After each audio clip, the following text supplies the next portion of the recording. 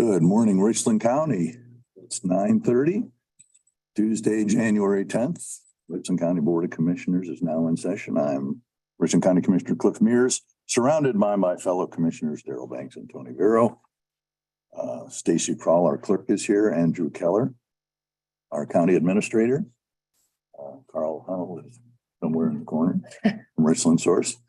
We're also joined by our county engineer, Adam Gove, and online we have Al Lawrence, and somebody's connecting with a 330 area code.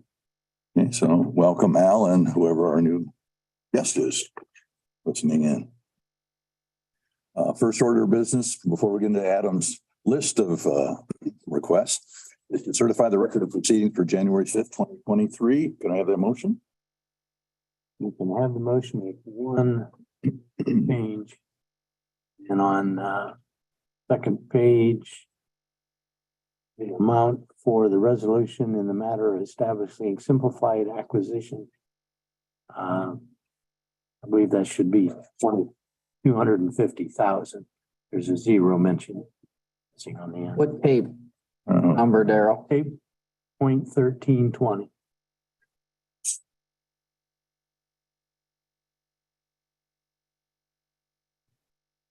Yep. Good catch. I'll second that with the amendment. Commissioner Mears, Yes. Commissioner Banks, Yes. Commissioner Vero. Yes. Next order of business and the next 8 orders of business are under the jurisdiction of Adam Gove, our county engineer. And the first one is for a resolution for stormwater practices. So with that opening, I'll turn it over to you, Adam. So this is an annual resolution that basically says that highway transportation,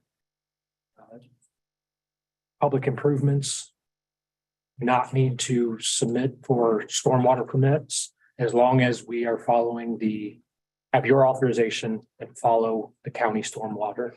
So basically for our local projects, we follow the Richland County Soil and Water controls, sediment controls. And then for our federal projects, we follow those that are set out by federal requirement. So moved. Second. Commissioner Mears, Yes. Commissioner Banks, Yes. Commissioner Vero. Yes. Item is to approve a resolution for utilizing force account work. Adam. Again, an annual resolution that allows county engineer and the highway department to use our own labor, equipment, and materials to make repairs, build, maintain county infrastructure, as long as we are doing it by our Ohio Revised Code, which means that there is a limit to where if we go over that limit, we have to bid those projects out. So for our regular maintenance, some of our small bridges, we can do those by force account. And again, just the annual resolution allowing us to do that. So this assures the force is with us. Is that right? Correct. So moved. Second. Mears, Yes. Commissioner Banks, Yes. Commissioner Vero. Yes. Next item, Adam, to authorize for CEAO and ARTBA. Correct.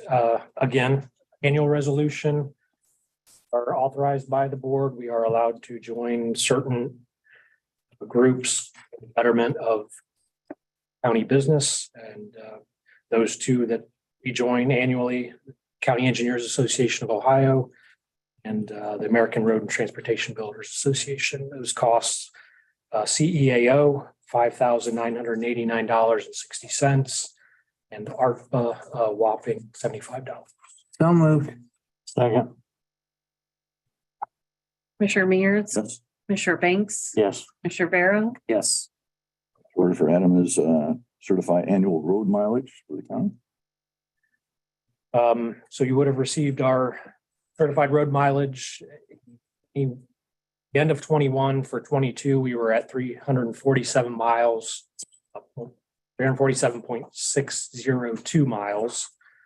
At the end of 2022, the mileage used for our 23 disbursements, we are at 347.589 miles. So we did lose About 100th, not quite 100th, then your, over your 100. budget should reduce then if you have less road miles to Correct. maintain, right? Couple cents there. That change was due to an annexation into Ontario on Millsboro Road. Motion to approve. Second.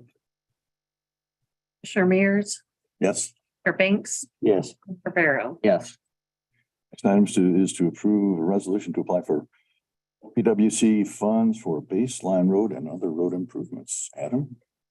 This is our annual application to Ohio Public Works Commission. Grant assistance on a resurfacing project.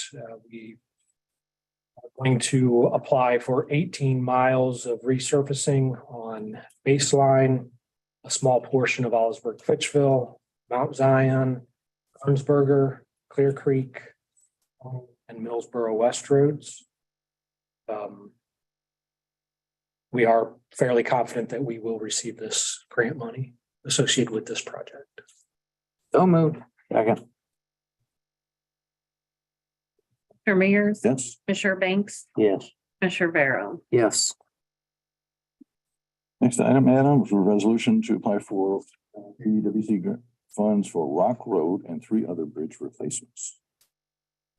Again, a second application to OPWC. 3 total bridges included on this project. Rock Road, Greenwich Road, and Ollisburg Fitchville Road.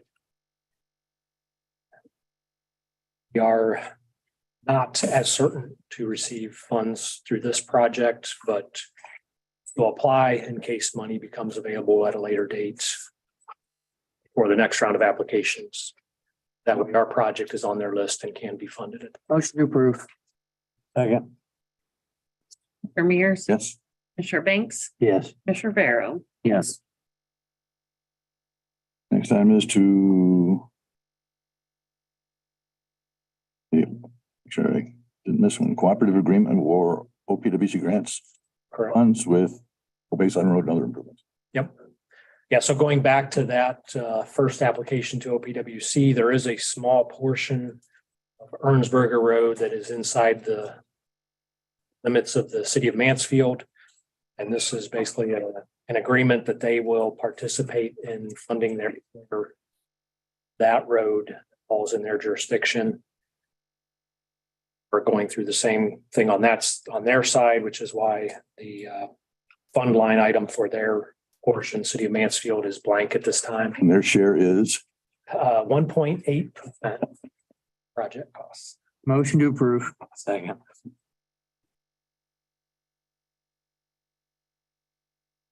Commissioner Mears, yes. Commissioner Banks, Yes. Commissioner Rivera. Yes. And the last item for you, Adam, is to approve a resolution for engineer to enter an agreement with ODOT for safety improvements at and Lex Spring Mill, which is the R word. Correct. Yeah, save the best for last, right? So as we've talked about before, the Lexington Spring Mill Home Road intersection was approved for a roundabout project. We are receiving money through the state safety funding at 90%. So this resolution is accepting that and allowing us to proceed through the design for my office to be the lead agency and sign the agreement that will be coming from ODOT for the funding. Motion to approve. Second. Said with enthusiasm. Yes. Yes. Commissioner Banks, Yes. Commissioner Rivera. Yes. That's everything we have for Adam, unless there are questions from the media. Always got a couple. The OPWC grants, you have dollar amounts applied to those that you're applying for. Both grants are for 500,000 from OPWC. I believe the road project was a total project cost of $1 million. Bridge project gonna say 1.25 million. For all Total. four of them. There's only 3 bridges in that project. And are there any updates on the roundabouts since I last wrote about it in terms of dollar amounts or timing, scheduling? No, it's still the same. Oh, I got. Al, do you have anything? For Adam?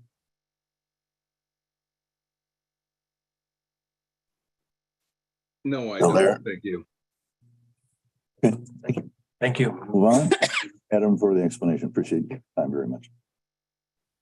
Next item of business is to approve the 2023 Sebco Wellness Grant Agreement. It's an annual agreement. Allows us, in this case, $17,000 for incentives, something we do every year. So moved. Second.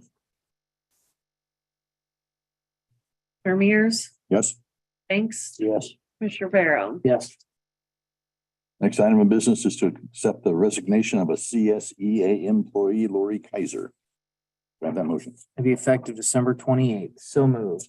Second. Commissioner Mears. Yes. Commissioner Banks, Yes. Commissioner Barrow. Yes. Next item of business is to approve a resolution for Region 19 representative, who is Jeff Heck. And Andrew, did you want, I know you've been involved in this. Did you have anything you wanted to add to this? This will be annually, the commissioners will renew your appointment to the Region 19 board. This is enact this year. Have that motion? So move. Second. Commissioner Mears, Yes. Commissioner Banks, Yes. Commissioner Barrow. Yes. Next, we are asked to approve the Flock Group Services Agreement Order Form. There's reimbursement for the license plate readers. That motion? So moved. Second. Commissioner Mears, Yes. Commissioner Banks, Yes. Commissioner Barrow. That, by the way, is for leasing the cameras at $3,000 a month. Two cameras.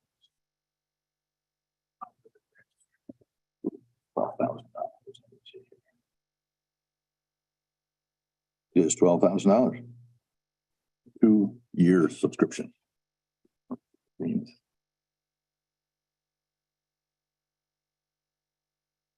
Next item of business is to approve the annual agreement with Mansfield for indigent defense. So moved. Second. Commissioner Mears, Yes. Commissioner Banks, Yes. Commissioner Barrow. Yes. Is there any other business? We will recess until 10 o'clock, at which time we'll discuss the Mansfield Richland County Library solution to get on the ballot for a levy renewal.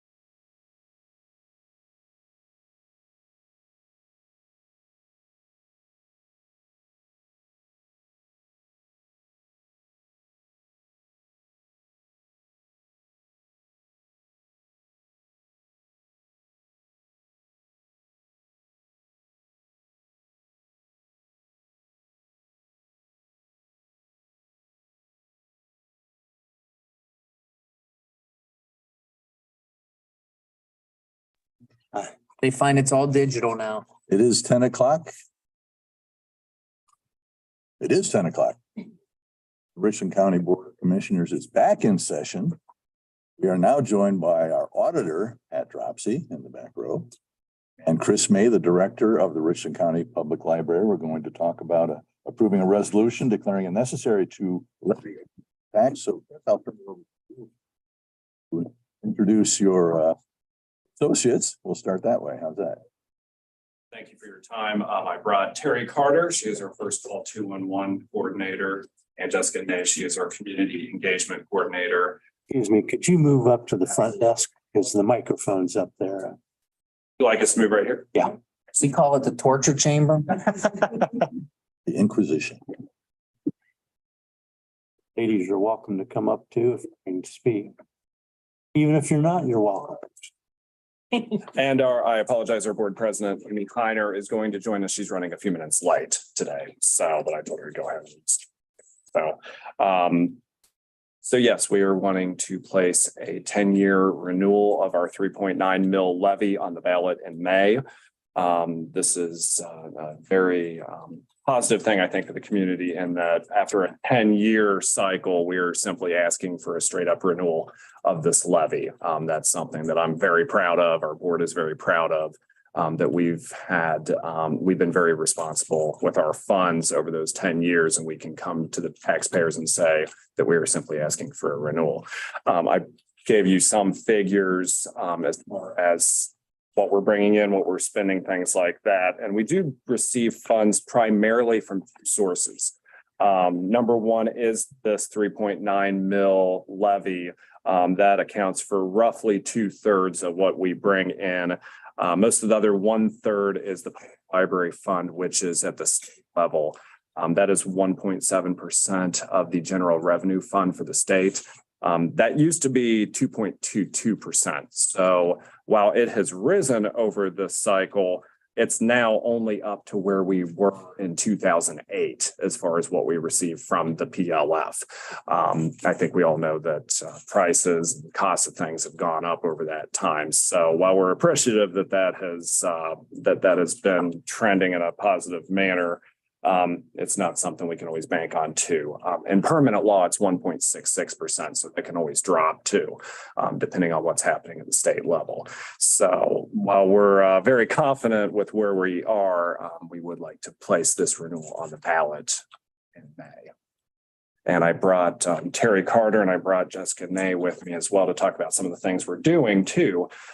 Some of the things we've been able to do over this time. Terry in particular can speak a little bit to the first call 211 aspect of things, which I know the commissioners are very interested in, and our community is very interested in. So Terry, would you like to speak on that a little bit? Sure.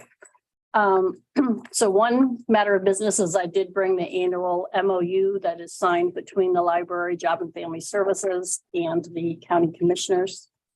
Who would be so kind as to continue that agreement. I also brought an overview of our activity for 2022. There were an expansion 3 years ago. We expanded into Ashland County. In September of 2022, we expanded into Huron County with a formal agreement. And then other activities, the tax preparation appointments. There were a few remaining COVID-19 appointments that we made at the beginning of last year. Have on our call for Richland County, when you dial in, there's a recording of daily meals. So I've totaled up those. There was a little over 12,000 individuals that called in to hear who's feeding that day. And the breakdown of the various transactions by county. Terry, what is OBLTSS? So that is a contract we have been involved with through the Ohio Department of Medicaid and our Area Agency on Aging. It stands for Ohio Benefits, Long-Term Services and Supports. It is a Medicaid waiver program for anyone who's a newborn with medical issues, maybe a teenager who's been in a car accident, all the way up through the end of life.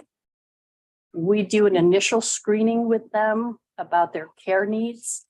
And then based on the results, they get referred either to Ohio Department of Medicaid for an Ohio Home Care waiver, to the Area Agency on Aging for a passport service waiver or assisted living waiver, again, kind of depending on their situation.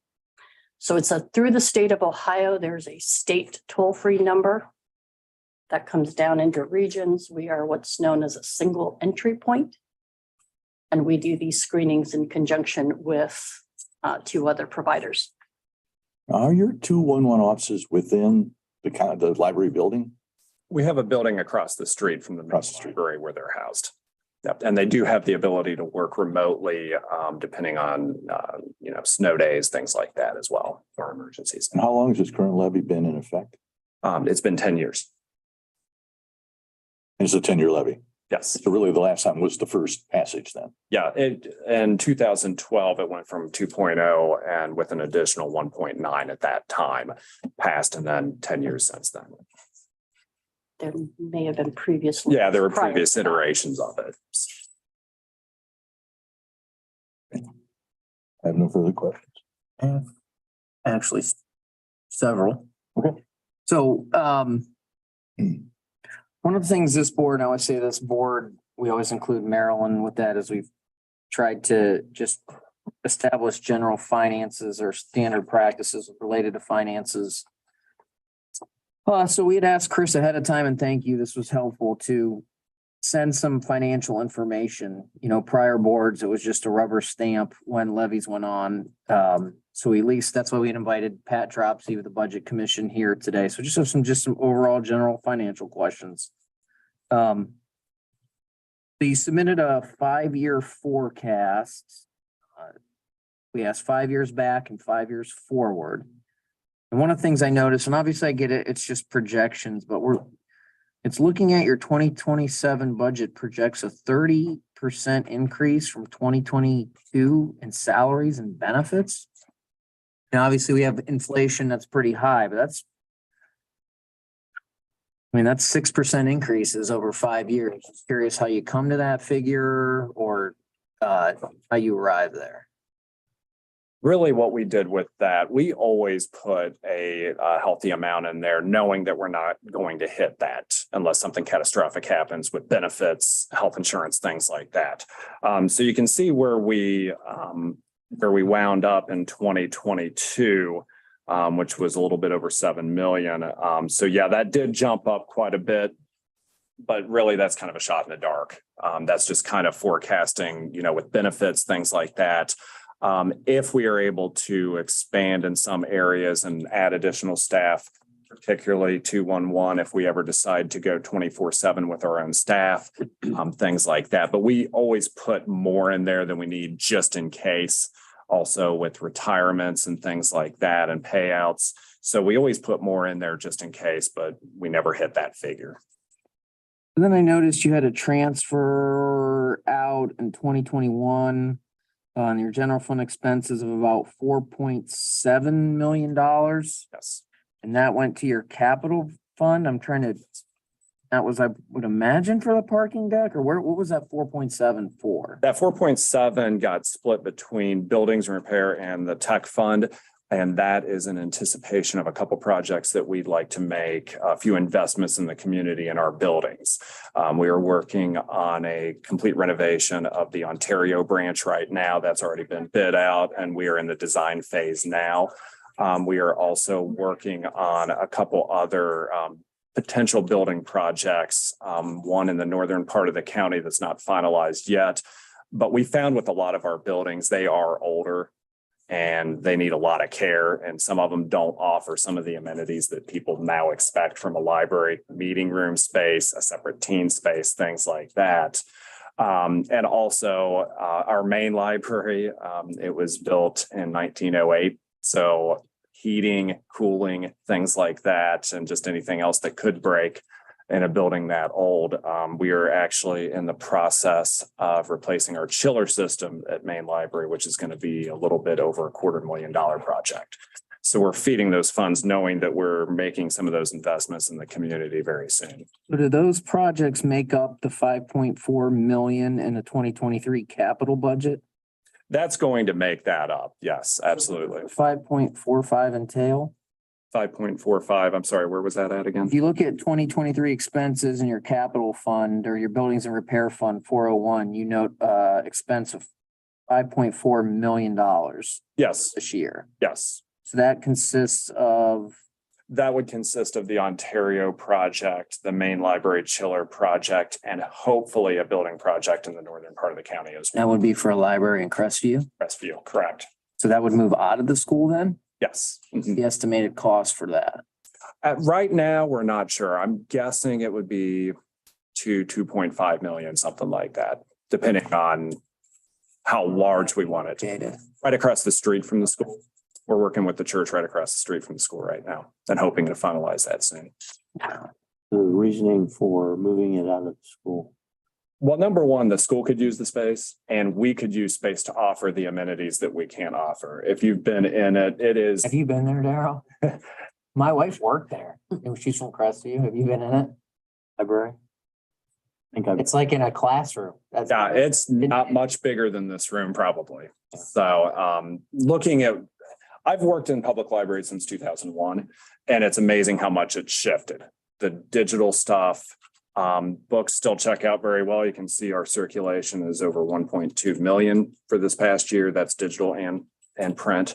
But also people are looking more for experiences from us. They're looking for programming. They're looking for meeting space, teen space, particularly for the Crestview area with the middle school being right there. They're looking for that third space. That's the conversation that we often have. You have work, you have home, where's that third space to hang out? And in that community particularly, there's not very many options for those things. So that's why we'd like to make that investment So you're moving out of the school into what? into a separate building that we would own. Construction? Yes. how many employees do you have? We have right now around 150. Full time? No, it's probably 1/3 full-time, maybe a little bit more, and the rest part-time.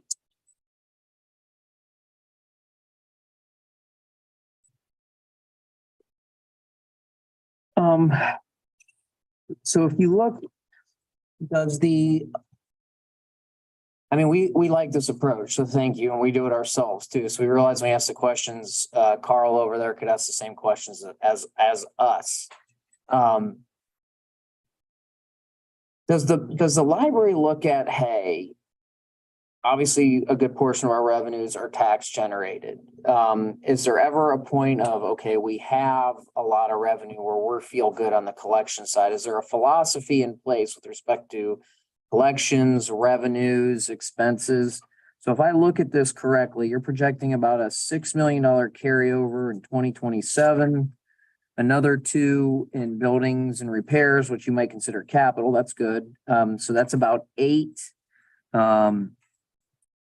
Technology fund, we're looking at another 1. So that's about 9 million in cash at the end of 2027 with an expense theoretically, and I don't think it's going to be a true 30%, but let's say it is, that's about 14.2 million. So that's, is there a set amount you like to be out? When is enough too much? When is enough not enough? And saying we're at critical, we're going to need more. What's the philosophy?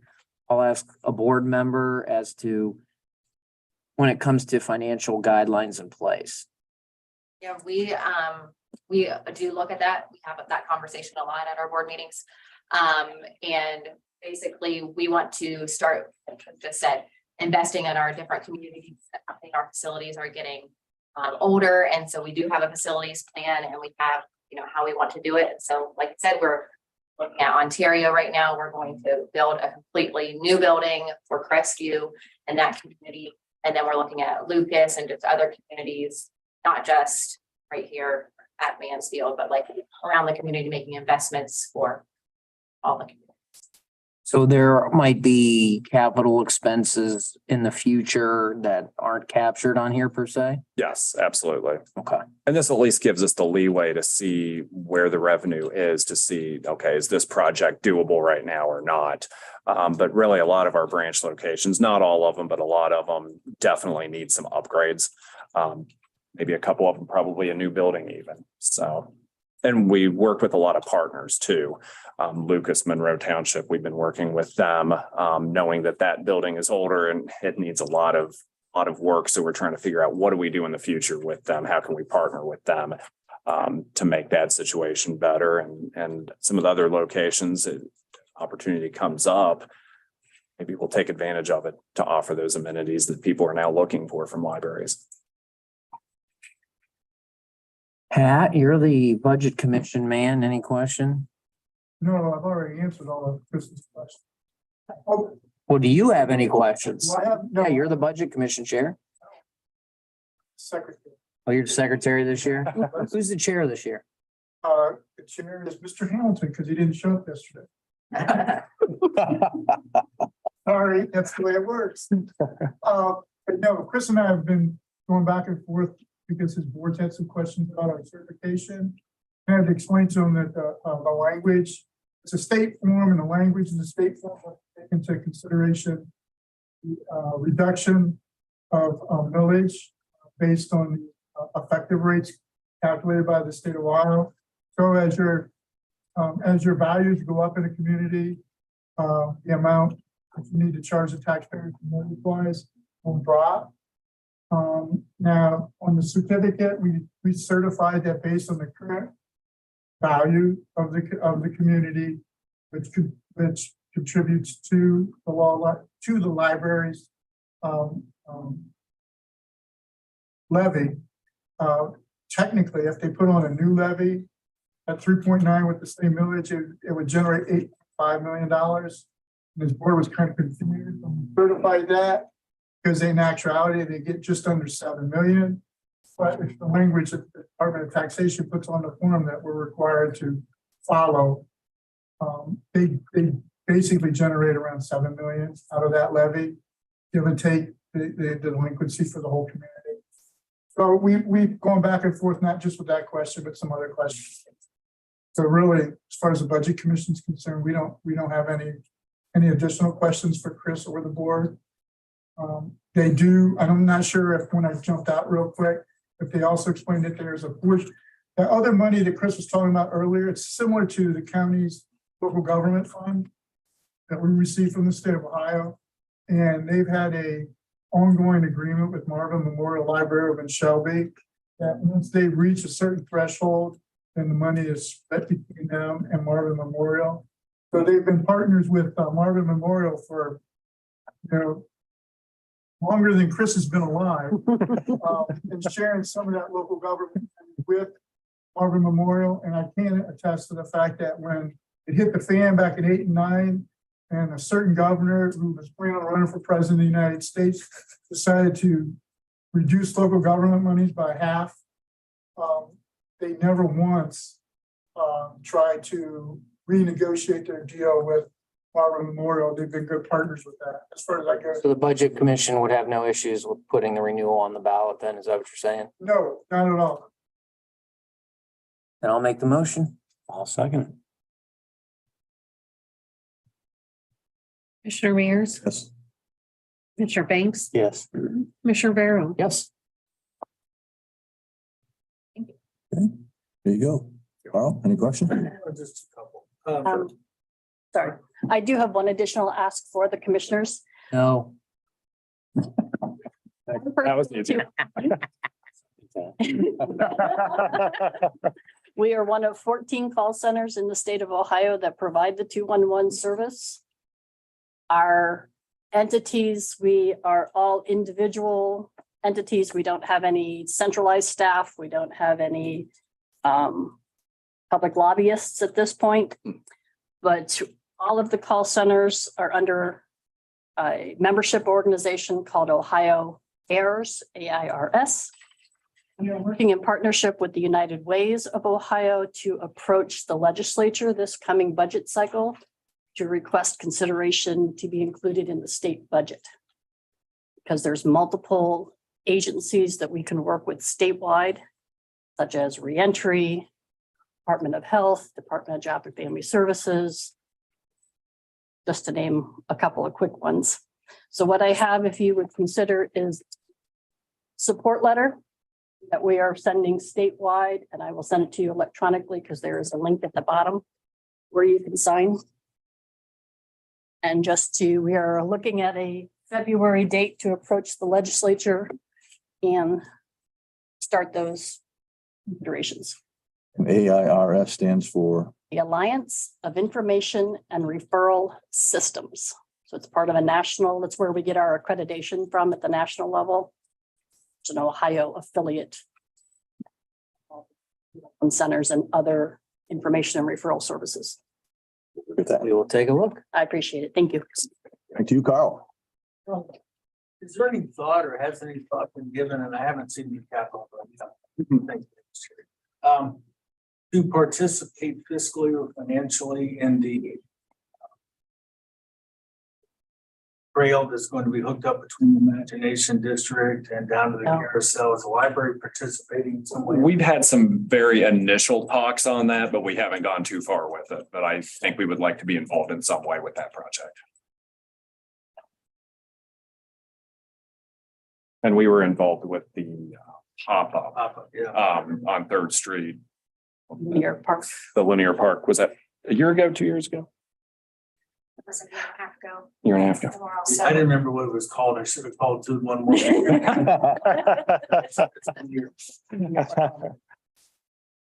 What is, if you look at today's library overall payroll, what you've been budgeted for 23 versus 5 years ago, is there a way to ballpark?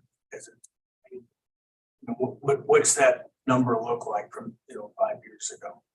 From about 5 years ago, it has risen about 400,000. A big part of that is benefits, health insurance. We were able to change that this year to a self-funded insurance plan. And we used to be on a July 1 renewal, which made budgeting a challenge because it would come up middle of the year. And this year we were hit with a large increase. That's why we made a switch in the fall, and now we're on a January 1. So that makes it a lot easier for budgeting purposes. You said just a third of your employees are full-time, so only a third of them get that. Yes, yes. And you're self-insured, And everyone has PERS as well, obviously. I'm sorry. self-insured, Yes, we just switched to a the, different with a group. yes, with a group. Yes. Good.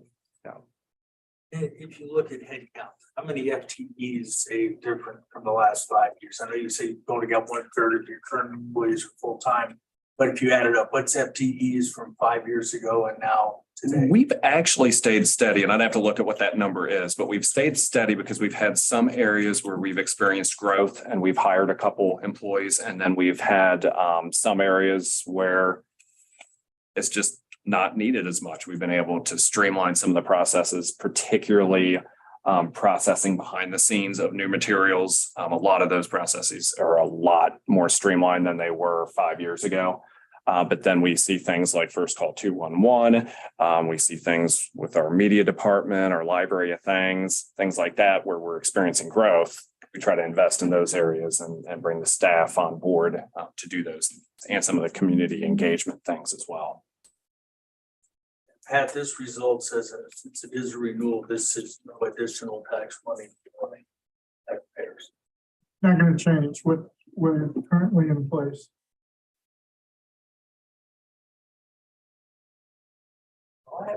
Al, anything for us? Is he still on? Yeah, is this the first of two resolutions? Is this the normal process? No, this is the second one. The library board did the first one on their own. Oh, okay. So in other words, this today is what formally puts it on the ballot. Or submits it to the Board of Elections. I The Board of should say. Elections, correct? Yeah. Yes. Okay. The only question I had. Thank you. Any other questions or any other business for us? Okay, we will then recess until 10:45 for executive session regarding the dog warden. Thank you all for coming.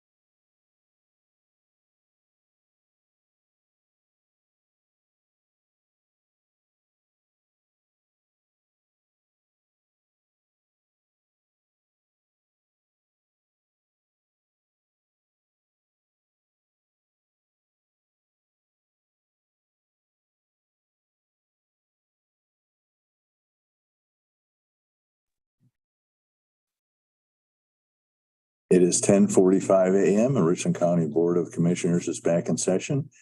I have a motion to go into executive session to discuss the employment of a public employee. So moved. Second, Commissioner Mears, Yes. Commissioner Banks, yes. Commissioner Barrow. Yes.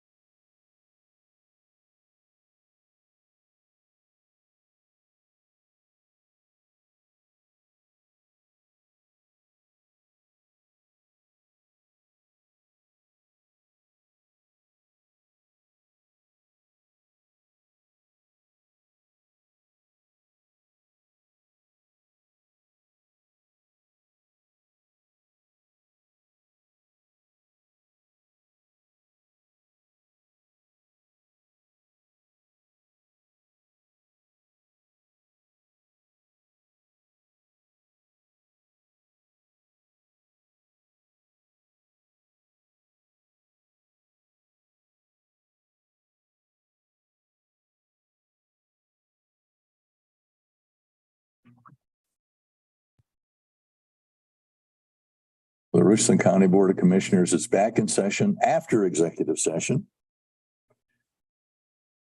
We would like to hire a part-time office manager at the North Warden's office to start January 19th. Salary of $20 an hour. Can I have that motion? Second. Commissioner Mears, Yes. Commissioner Banks, Yes. Shavaro, Yes. Okay, seeing no further business, the Board of Commissioners is hereby adjourned at 11:02.